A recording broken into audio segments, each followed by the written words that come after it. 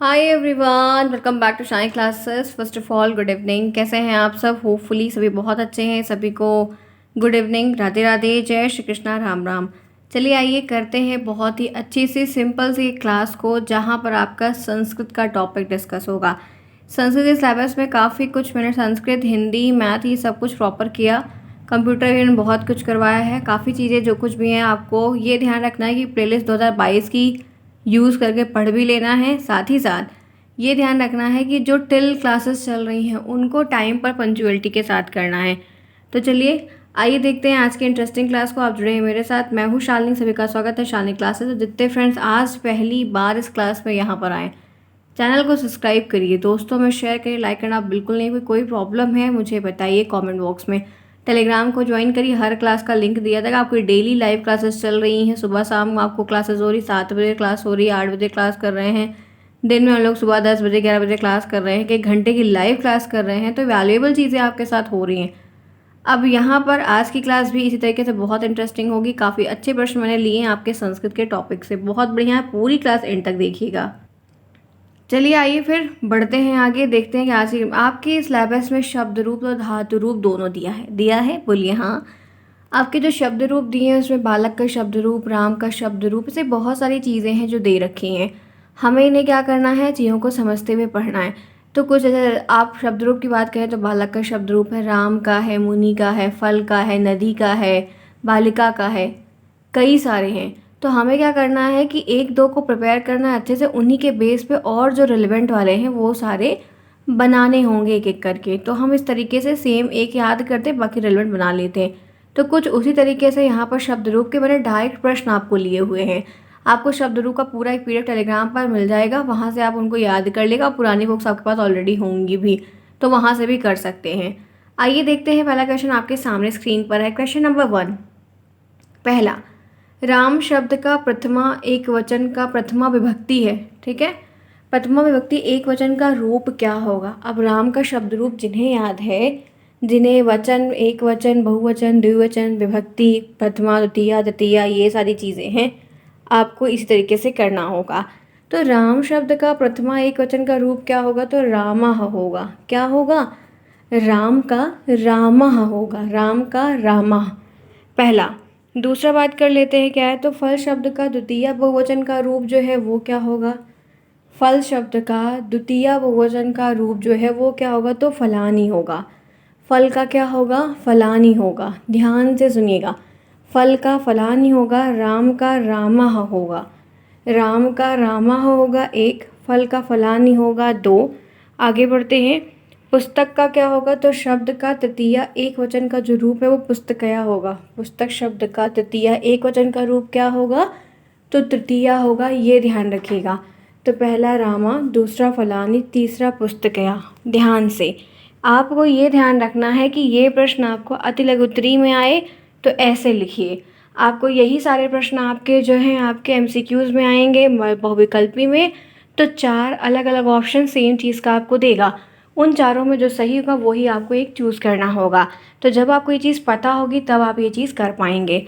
चौथा है गौरी। गौरी शब्द का चतुर्थी विभक्ति एक वचन का रूप क्या होगा? तो गौर्य होगा। क्या होगा? गौरी शब्द का चतुर्थी विभक्ति का एक वचन का रूप क्या है? तो गौर्य होगा। ये आप ध्यान रखिएगा। हमने 4 सिंपल प्रश्नों को देखा। आगे बढ़िए, नेक्स्ट है नदी। नदी के शब्द रूप में है तो नदी का शब्द रूप षष्ठी विभक्ति एक वचन क्या दिया हुआ है? नदी के शब्द रूप में क्या दिया है? नदी के शब्द रूप का षष्ठी एक वचन का रूप नद्या होगा। नदी का षष्ठी विभक्ति एक वचन नद्या होगा। आगे बढ़ते हैं, इसी के साथ 6 देखते हैं। गुरु शब्द का सप्तमी बहुवचन का रूप क्या होगा? गुरु शब्द रूप पूरा है, उसकी सप्तमी विभक्ति का बहुवचन का जो रूप है वो क्या होगा? तो गुरुष होगा। क्या होगा? गुरुष होगा। ध्यान रखिएगा फ्रेंड्स, 1 नंबर का बेसिक सिंपल प्रश्न है जो मल्टीपल टाइम पूछा जा सकता है, इसीलिए ये चीज़ मैं यहाँ पर करवा रही हूँ। और डिफरेंट है और बहुत सारे करवा देंगे आपको, ताकि आपका गलत होने का एक भी चांस बने ही ना। नेक्स्ट आइए, कवि शब्द का संबोधन एक वचन क्या होगा? तो संबोधन भी क्या है? एक विभक्ति है। वचन कौन सा पूछ रहा है? एक वचन पूछ रहा है। रूप कौन सा है? तो कवि का है। तो कवि का, मुनि का, ये सारे शब्द रूप जितने भी हैं कुछ सब एक पैटर्न पे हैं, सब एक जैसे होते हैं। तो कवि का कवे होगा। कवि का शब्द रूप का संबोधन का एक वचन का जो रूप होगा वो कवि होगा, यह ध्यान रखिएगा। आगे बढ़ते हैं, नेक्स्ट देखते हैं क्वेश्चन नंबर 8। आपके सामने स्क्रीन पर क्वेश्चंस को पढ़िए। बालक शब्द रूप का पंचमी विभक्ति एक वचन। अब ऐसे आपको बालक का दिया है, कौन सी विभक्ति है? पंचमी। पहले ये ध्यान रखिए। तो कर्ता ने कर्म को करण से संप्रदान अपादान ऐसे चलता है विभक्ति का भी रूप, और वचन हमारे 3 होते हैं। तो बालक का जो पंचमी विभक्ति एक वचन है तो बालकात है। क्या होगा? बालकात। तो जैसे बालक पूछा है, सेम पैटर्न पे आपको बालिका का भी तो पूछ सकता है। तो इस चीज़ को थोड़ा सा ध्यान में रखिए कि एक अगर आप याद कर रहे हैं शब्द रूप को तो उससे मिलता जुलता कौन कौन सा है, जिसमें सारी चीज़ नहीं है, कुछ कुछ इंपॉर्टेंट है जो बहुवचन वाले होते हैं, एक वचन वाले होते हैं वो ज़्यादा पूछे जाते हैं, द्विवचन वाले मोस्टली कम आते हैं। ठीक है, सिंपल, समझ में आई बातें? क्लियर है यहाँ तक? आगे बढ़िए।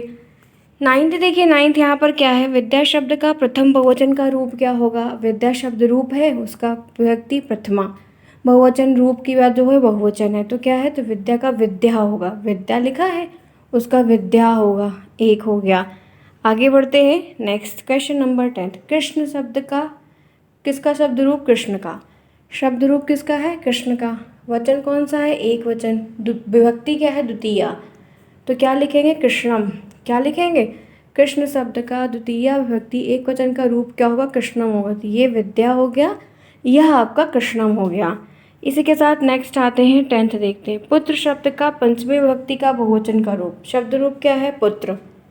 विभक्ति क्या है? पंचमी। वचन का रूप क्या है? बहुवचन।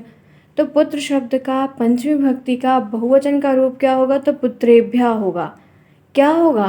पुत्रेभ्या होगा। कृष्णम पुत्रेभ्या। तो ये कृष्ण का इस तरीके से हो गया, पुत्र का पुत्रेभ्या हो गया। हमने 11 प्रश्नों को बहुत ही कम समय में किया। अब आप सोच रहे हैं मैम ये याद कैसे होगा? तो ये शब्द रूप सारे तो आएंगे नहीं, जो बहुत फेमस है वही हमसे रिपीट होते हैं, वही हमसे पूछे जाते हैं। लेकिन हम क्वेश्चंस के फॉर्म में इस तरीके से देख रहे हैं कि हमें ऑप्शंस में अगर मिलता है और ये PDF टेलीग्राम पर मिल जाएगा, इसलिए कहती हूँ टेलीग्राम को ज्वाइन किए। टेलीग्राम का नाम भी शालिनी क्लासेस है, राम सर से कांटेक्ट कर लीजिएगा, बहुत सारी चीज़ आपको हेल्प में मिल जाएंगी और ये PDF वहाँ पर मिल जाएगा। तो आप एग्ज़ाम जाने से पहले या जब भी टाइम रहे तो ऐसे कुछ PDF को डाउनलोड करके रख लीजिए फ़ोन में और ये चीज़ों को देख लिया करिए। तो उससे क्या होगा? हेल्प मिलेगी। जब सेम क्वेश्चन स्क्रीन पर सामने आपके पेपर में रहेगा तो उस तरह से आप आसानी से उसे टिक कर लेंगे। आगे बढ़िए, 12th क्या है? पुष्प शब्द का सप्तमी एक वचन का रूप क्या है? पुष्प शब्द है, सप्तमी एक वचन का जो रूप है वो क्या है? तो पुष्पे है। पुष्प का क्या है? पुष्पे है। ध्यान रखिएगा, पुष्प का पुष्पे है। तो पुष्प शब्द का सप्तमी एक वचन का रूप क्या होगा? पुष्पे होगा। इसी के साथ नेक्स्ट आइए, 13 क्वेश्चन। गज शब्द का षष्ठी विभक्ति एक वचन का रूप। गज गजानन वाली बात है ये, ठीक है। तो गज शब्द का गज शब्द का षष्ठी विभक्ति एक वचन तो गजस्य होगा।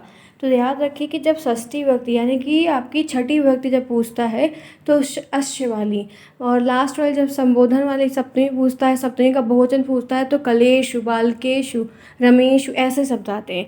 तो ये चीज़ जब आप प्रैक्टिस करते हैं बार बार वही चीज़ सेम दिखती है तो उससे हमें पहचान हो जाती है कि हम ये चीज़ होगी। जैसे बहुवचन पूछे एक वचन का तो मोस्टली आप देखोगे फलानी चीज़ें आती हैं, इस तरीके से लास्ट में ना आता है। ठीक है, क्लियर। नेक्स्ट, माला शब्द का तृतीया विभक्ति बहुवचन का रूप क्या होगा? माला शब्द है, उसकी विभक्ति क्या पूछ रही है? तृतीया। वचन कौन सा पूछ रहा है? बहुवचन।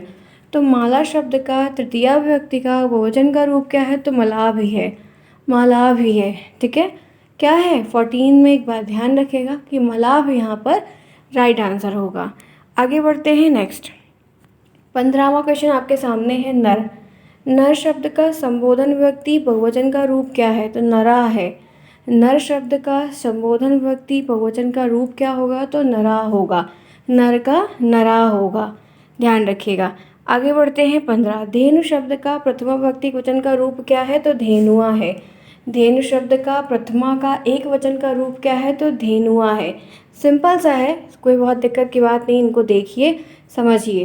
तो यहाँ पर हमने प्रश्नों को कर लिया। आगे बढ़िए। राजा शब्द का द्वितीय बहुवचन क्या होगा? तो राजना होगा। राजा शब्द का पूछा जाता है, राजन भी आता है, बहुवचन बताइए एक वचन का प्रथमा विभक्ति का। तो राजा का क्या होगा? राजना होगा। राजा का क्या होगा? राजा का राजना होगा। आगे बढ़ते हैं, नेक्स्ट आइए 18। जनक शब्द का षष्ठी विभक्ति क्या होगा? तो जन का नाम होगा।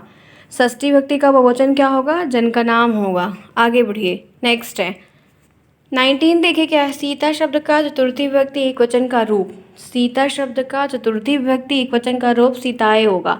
क्या होगा? सीताएं होगा। आगे जैसे बालिकाएं होता है वैसे ही। आगे बढ़िए, मित्र शब्द का पंचमी विभक्ति एक वचन का रूप मित्रात होगा। क्या होगा? मित्रात होगा। यहाँ तक क्लियर है? चलिए फटाफट क्लास को लाइक करिए। जिन्होंने क्लास को अभी तक लाइक नहीं किया है, टेलीग्राम से ज्वाइन करिए, हर लिंक मिलेगा। हर डिफरेंट चीज़ करवाई जा रही है ताकि पेपर में पूछा जाए तो करिए। ऑलरेडी आपने सीरीज़ को मल्टीपल टाइम पढ़ लिया है तो कुछ नया भी देखते चलिए, क्योंकि पेपर हमेशा एकदम डिक्टो नहीं आते हैं, ठीक है?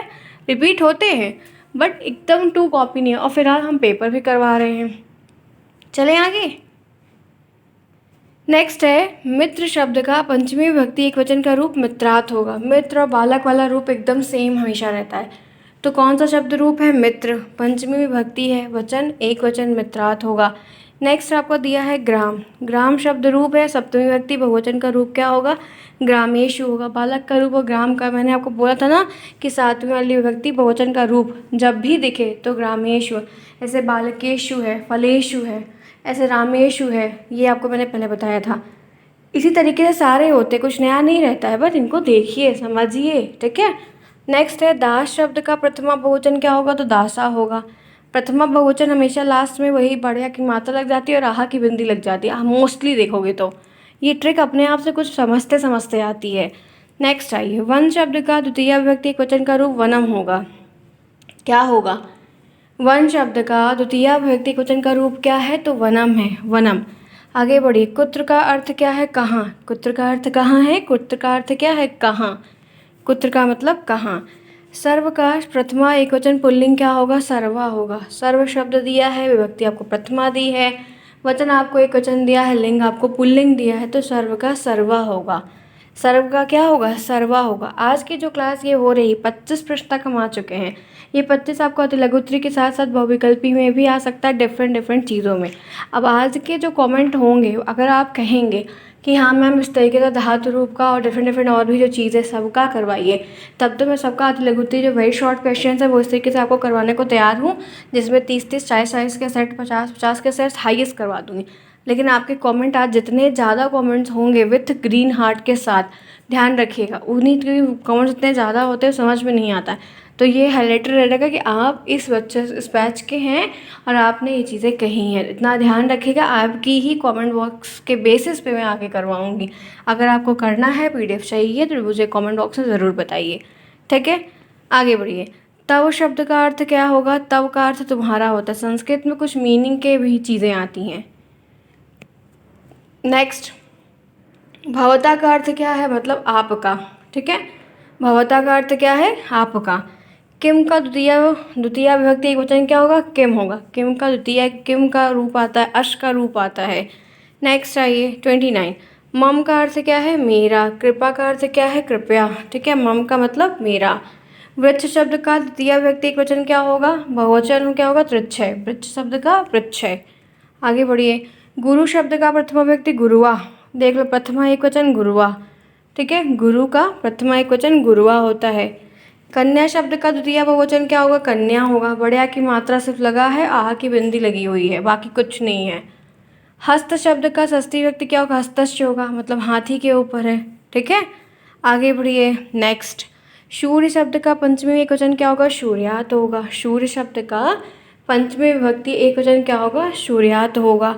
आगे बढ़िए, रात्रि शब्द का सप्तमी रूप क्या होगा? रात्रो होगा। रात्रि शब्द का सप्तमी एक वचन का रूप क्या होगा? रात्रो होगा। आगे बढ़िए, 37वां है, अश्व शब्द का तृतीय विभक्ति एक वचन का रूप अश्वेन होगा। क्या होगा? अश्वेन होगा। एक वचन का तृतीय विभक्ति आपसे पूछा जा रहा है। आगे बढ़िए, 38 है, विद्वान का प्रथमा बहुवचन का रूप क्या होगा? तो विद्वांसा होगा। विद्वांसा होगा। क्या होगा? विद्वान का प्रथमा बहुवचन का जो रूप है वो विद्वांसा होगा। आगे बढ़िए, 39 यहाँ पे है, बालक शब्द का द्वितीय विभक्ति एक वचन का रूप क्या होगा? तो बालकम होगा। बालक शब्द का द्वितीय विभक्ति एक वचन का रूप क्या होगा? तो बालकम होगा। ये ध्यान रखिए, जो कि काफ़ी इम्पॉर्टेंट है। नेक्स्ट है पिता शब्द का चतुर्थी विभक्ति बहुवचन क्या होगा? पितृभ्य होगा। ये पिता का शब्द रूप आता है, धातु मतलब मुनि का, ऋषि का, राम का, नदी का, सब के सब बीच बीच से पूछे जाते हैं। पिता शब्द का चतुर्थी व्यक्ति बहुवचन रूप पितृभ्य होगा। ठीक है, आगे बढ़िए। तत्व शब्द का षष्ठी व्यक्ति बहुवचन क्या होगा? तत्वानाम होगा। तत्व शब्द का षष्ठी व्यक्ति का बहुवचन क्या होगा? तत्वानाम होगा। नेक्स्ट यहाँ पर है कथा शब्द का सप्तमी विभक्ति बहुवचन का रूप क्या होगा? कथाशु होगा। कथा शब्द का सप्तमी बहुवचन का रूप क्या होगा? तो कथाशु होगा। पक्षी शब्द का प्रथमा बहुवचन का रूप क्या होगा? पछड़ा होगा। क्या होगा? पछड़ा होगा। आगे बढ़िए। नृप शब्द का द्वितीय बहुवचन क्या होगा? नृपान होगा। बहुवचन वगैरह जो होते हैं वो अक्षर आह की मात्रा या ना से ही समाप्त होते हैं। आगे बढ़िए। मुनि शब्द का तृतीय विभक्ति बहुवचन मुनि भी होगा। मुनि शब्द रूप दिया है, विभक्ति तृतीया दी है, वचन बहुवचन दिया है, तो मुनि भी होगा। नेक्स्ट आइए, जल शब्द का प्रथमा एकवचन का रूप क्या होगा? तो जलम होगा। जल शब्द रूप का प्रथमा व्यक्ति एकवचन क्या होगा? तो जलम होगा। शिव शब्द का संबोधन एकवचन का रूप शिव होगा। क्या होगा? शिव। कुछ कुछ क्या होते हैं वही सेम टू सेम होते हैं। देव शब्द का चतुर्थी विभक्ति एकवचन क्या होगा? देवाय होगा। देव शब्द का चतुर्थी विभक्ति का एकवचन क्या होगा? देवाय होगा। आगे बढ़िए। 49 है। विद्या शब्द का द्वितीय विभक्ति एकवचन का रूप विद्याम होगा। क्या होगा? विद्याम होगा। विद्या शब्द का द्वितीय एकवचन का रूप क्या होगा? तो विद्याम होगा। आगे बढ़िए। कन्या शब्द का प्रथम एकवचन कन्या होगा। तो 50 प्रश्न मैंने आपको 17 मिनट में करवाए हैं, जो कि बहुत ही कम समय मैंने करवाए और बहुत सिंपल सिंपल से हैं। इसी तरीके के आते हैं, छोटे छोटे ही आएंगे, बहुत ज़्यादा आपके संस्कृत में इस तरीके से नहीं आएंगे कि बहुत लंबे लंबे आएँ।